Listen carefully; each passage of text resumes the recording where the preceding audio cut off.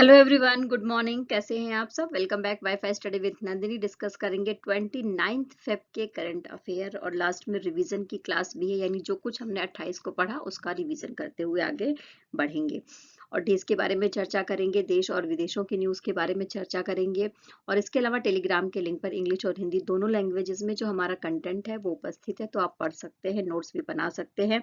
किसी भी एग्जाम की प्रिपरेशन कर रहे हैं आप सबके लिए बहुत ज़्यादा बेनिफिशियल है। तो चलिए स्टार्ट करते हैं बिना समय गवाए।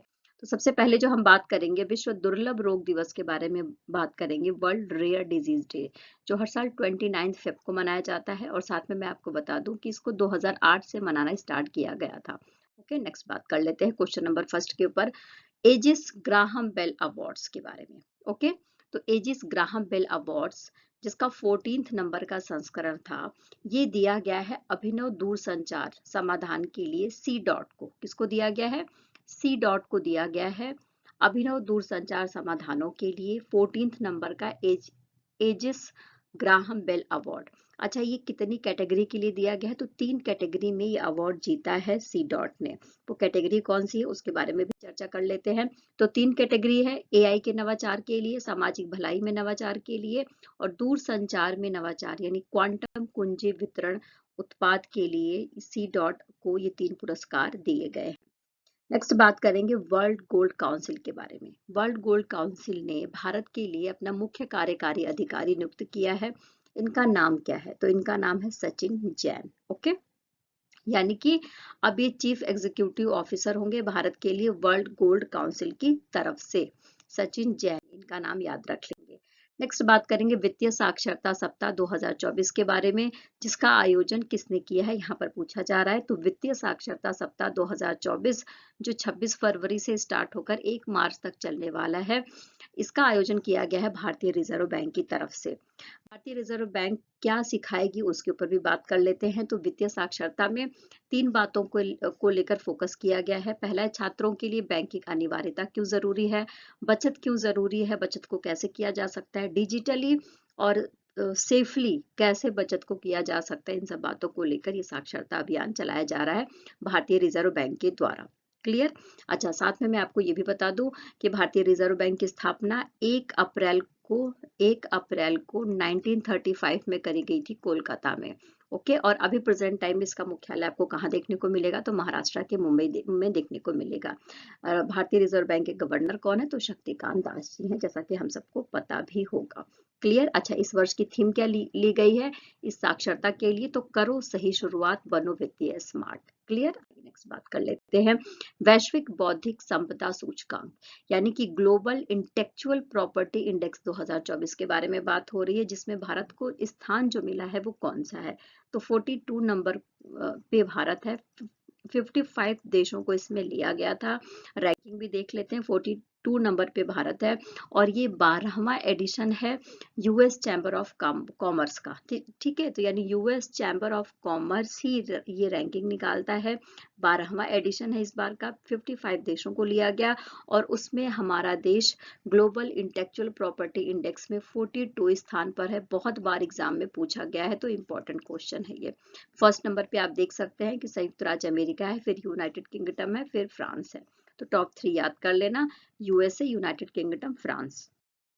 नेक्स्ट बात करते हैं पीएम मोदी के द्वारा इसरो के दूसरे स्पेस पोर्ट का उद्घाटन किया गया है, यानी कि दूसरा स्पेस पोर्ट बनाया जाएगा भारत में। पहला जैसा कि हम सबको पता है कि श्रीहरिकोटा में है, अब दूसरा बनेगा तमिलनाडु में। तमिलनाडु में कहाँ पर बनेगा उसके ऊपर भी चर्चा कर लेंगे। कितना बजट लगेगा उसके ऊपर भी चर्चा करेंगे और कितनी जमीन लगेगी उसके ऊपर भी बात कर लेते हैं। तो देखो, तमिलनाडु में जो ये स्पेस पोर्ट बनने वाला है इसमें 950 करोड़ रुपए लगेगा और तमिलनाडु के कुलशेखर पट्टिनम में लगने वाला है ये। 2233 एकड़ जमीन में फैला हुआ है ये। इसका उद्घाटन कर दिया गया है, अब ये बनकर तैयार होगा। साथ में जो छोटे प्रकार के उपग्रह थे और नई तकनीक के साथ में इसको बनाया जाएगा। क्लियर? भारत टेक्स 2024 का आयोजन कहाँ पर किया गया है? तो भारत टेक्स 2024 का आयोजन प्रधानमंत्री नरेंद्र मोदी जी के द्वारा नई दिल्ली में किया गया है, जिसमें 100 देशों के लगभग 3000 से अधिक प्रदर्शकों और व्यापारियों ने भाग लिया है। क्लियर? नेक्स्ट बात कर लेते हैं किनके एक समान मानकों के लिए सरकार ने समिति गठित की है, यानी एक समिति गठित की गई है किस लिए करा गया है कि जो यूनिफॉर्म स्टैंडर्ड है उसको कायम रखा जाए।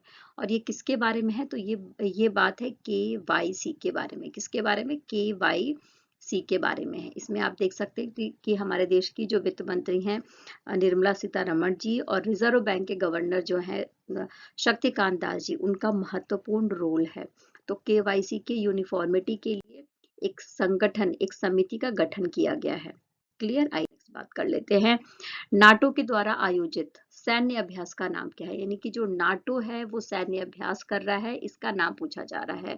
तो इसका नाम है स्ट्रीट फास्ट डिफेंडर। क्या नाम है? Street fast defender.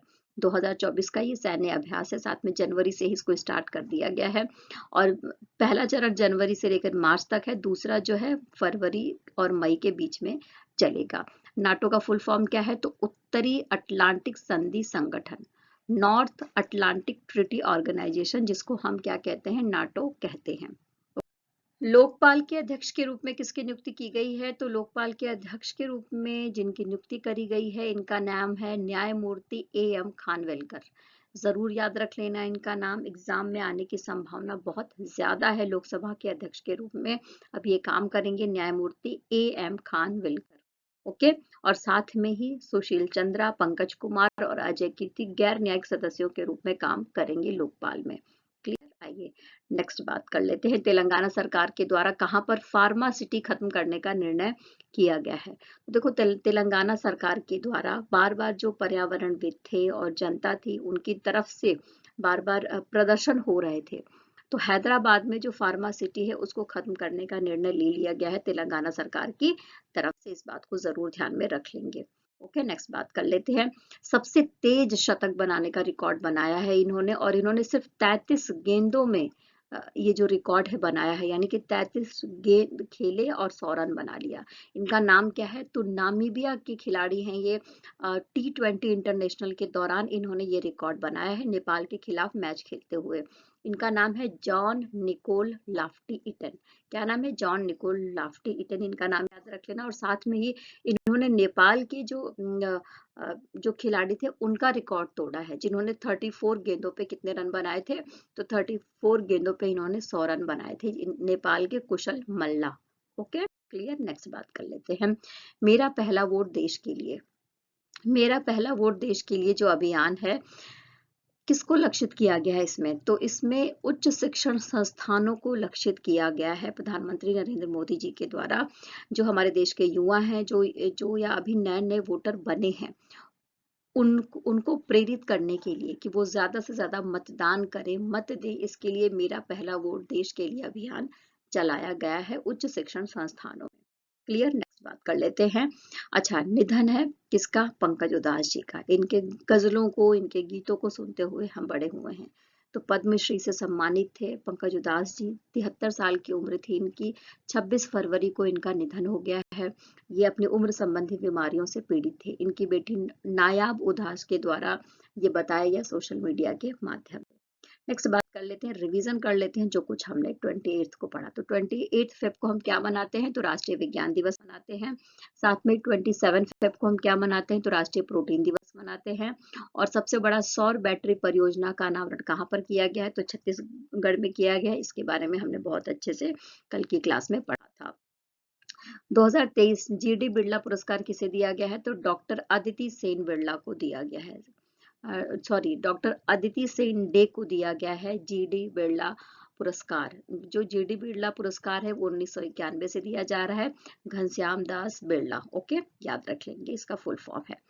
नेक्स्ट बात कर लेंगे, यूएस और भारत के मध्य किस विषय पर पहल शुरू करी गई? तो साइबर सुरक्षा को लेकर भारत और यूएस अब साथ में मिलकर काम करेंगे। पेटीएम पेमेंट्स बैंक बोर्ड, इसके अध्यक्ष और CEO है विजय शेखर शर्मा।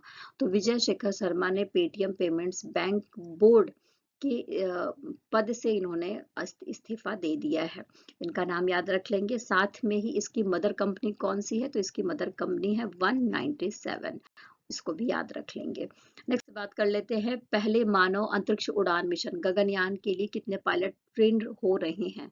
तो जो पायलट जाएंगे वो कौन से हैं, उनके नाम क्या है, सारी डिटेलिंग कल की क्लास में हमने पढ़ा था। तो इनकी संख्या कितनी है? तो इनकी संख्या 4 है।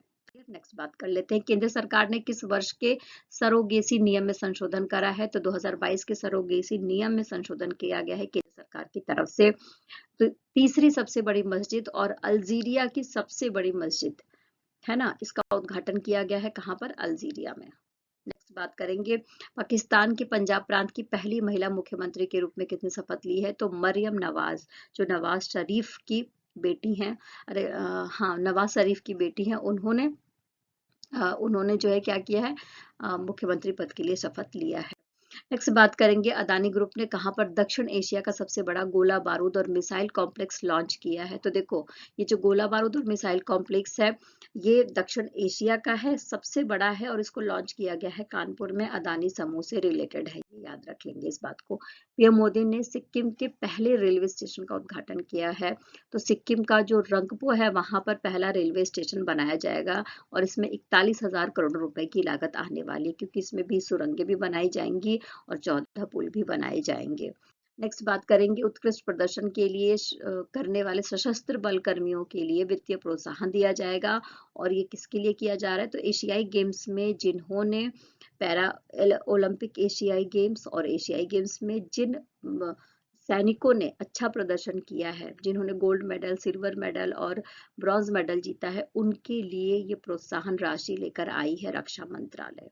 ठीक है, जिन्होंने गोल्ड मेडल जीता है उनको 25 लाख, जिन्होंने सिल्वर मेडल जीता है उनको 15 लाख, और जिन्होंने ब्रॉन्ज मेडल जीता है उनको 10 लाख मिलने वाले हैं। नेक्स्ट बात कर लेते हैं, ओके खत्म हो गया। तो कल फिर मिलेंगे नए न्यूज़ के साथ में, नए खबरों के साथ में। Take care, bye bye. खूब खुश रहना है, मेहनत करते रहना है, जीवन में आगे बढ़ते रहना है, और जो आप पर भरोसा करे उसके साथ हमेशा बने रहना है। Take care, bye bye.